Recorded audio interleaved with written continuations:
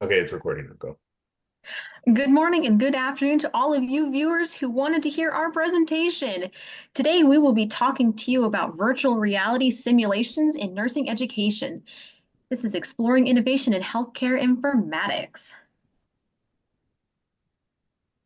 So first off, I thought we should have a little introduction to meet the team, the fabulous team behind this brilliant presentation. We have Jordan Acosta, Cora Conis, and Brynn Cullander.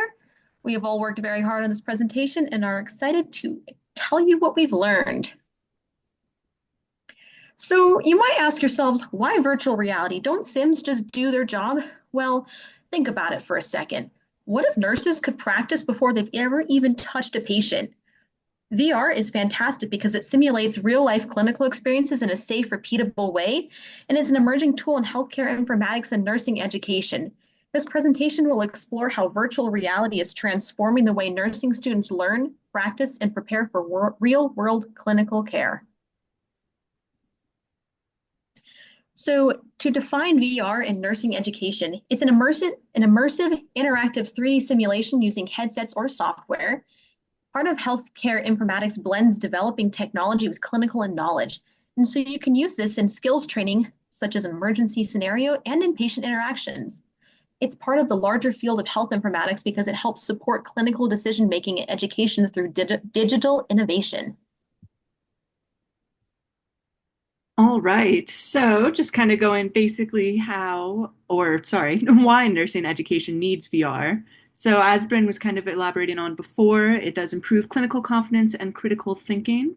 It enhances skill retention and reduces student anxiety. It allows real-time feedback in a risk-free environment, and it simulates complex or rare events that are otherwise not easy to practice for. So we've gone over a couple of research articles. I'm just going to kind of briefly go through and explain. I mean, I say briefly, but I'll read fast.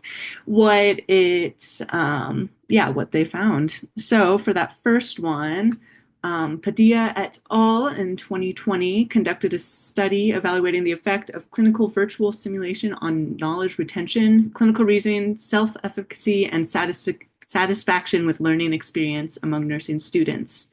So their experimental group made more significant improvements in knowledge after the intervention. They also showed higher levels of learning satisfaction based off of the surveys they gave. That being said, they didn't find any statistical difference in self-efficacy perceptions. But it was, a new program, so they could just be getting used to it. In that second box there, Liu et al. In 2023 conducted a meta-analysis of randomized control trial studies on the use of VR's technology for teaching nursing students.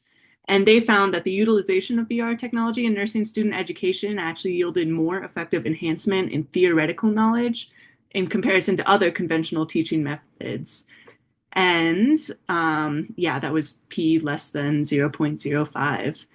They note that the theoretical component of nursing education is notoriously difficult to teach through traditional methods as it necessitates translating, like book knowledge into clinical competence. So using VR in nursing simulations is a promising new method to bridge gap between book knowledge and clinical application and can help in developing the nursing judgment all of our professors like to talk about so much. Lastly, I'm not going to try to pronounce her last name. So Kay and Shaw in 2023 used a mixed method quasi-experimental design to compare educational outcomes from traditional simulation using simulated participants with VR among 675 of their nursing students. They found that the VR simulation provided authentic and positive learning experiences for their students. And their students reported that they found the VR scenarios to be realistic, immersive, and aided in the development of their clinical reasoning. They also noted that VR scenarios also catered for greater student numbers and allowed for every student to take an active learning role in the decision-making process. This, particularly with CSUP, this upcoming class being 97 students, VR could be really promising in allowing everyone to be able to play a role and just, handling that. That's just a massive amount of students. So the role of nurses in developing this VR education is that they can help choose and evaluate the VR tools. They can provide realistic feedback to the developers and train peers in safe and effective ways. They also always play a significant part on continuing education, and these systems that they develop can promote data security and privacy. So just some examples of some programs that are currently being used utilizing VR.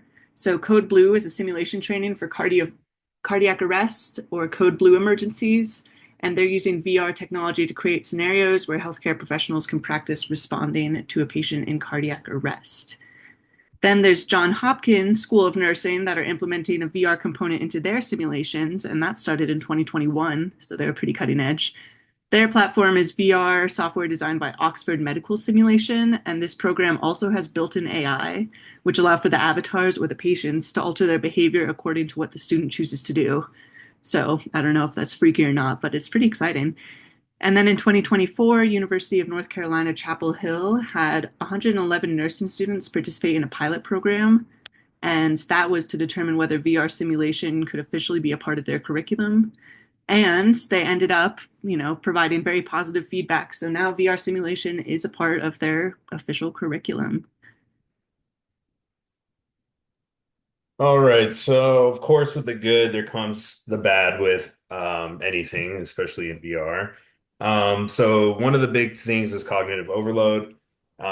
Students can have difficulty time adjusting to VR as it requires processing a large amount of sensory information. It's highly immersive experience that requires the engagement of multiple senses simultaneously, and some students in that research in Shaw 2023 found it physically taxing as well. This can cause cognitive overload and unnecessary stress. There's also cyber sickness, which is a form of motion sickness that um, causes sickness, and that's specific to VR. Um, High development and implementation costs. So setting up a VR nursing simulation is initially expensive, though it may be more cost effective long term. A study published in Computers and Informatics Nursing found that initially virtual reality is more expensive when development costs are extrapolated to repeated training over 3 years. However, the virtual exercise becomes less expensive, while the cost of live exercises remains fixed. So basically, it's just saying like initially it's very expensive, but the benefit of it over 3 years kind of balances out and becomes less expensive, and it's totally worth the cost. Um, so user attitude, people who are unfamiliar with IT may also resist the use of new technologies and can now not trust to use IT-based tools, especially if they do not have the required IT skills. So someone has to be competent in order to run all this and, troubleshoot anything that's related to that. So overall, VR builds is safer and it builds more confidence in nurses. VR enhances healthcare training and outcomes. VR students bridge the gap between theory and hands-on care, which is really exciting. Healthcare informatics shapes how we learn and how we follow evidence-based practices and implement new strategies. The future is virtual and it's real. We want to thank you for being a part of our presentation and listening. And there's some funny little memes there that are hilarious, actually. Yes, courtesy of Brynn. Please, Yeah, please Brynn enjoy. by Cullander. Perfect. I prefer Meme Master. Thank you. Yeah, the meme master. Here are all of our references. And there's the The rubric. rubric. All right. We hit it all. All right, folks. Thank you for joining. Thank you. Thank Thank you. you. All right. Bye-bye. Bye.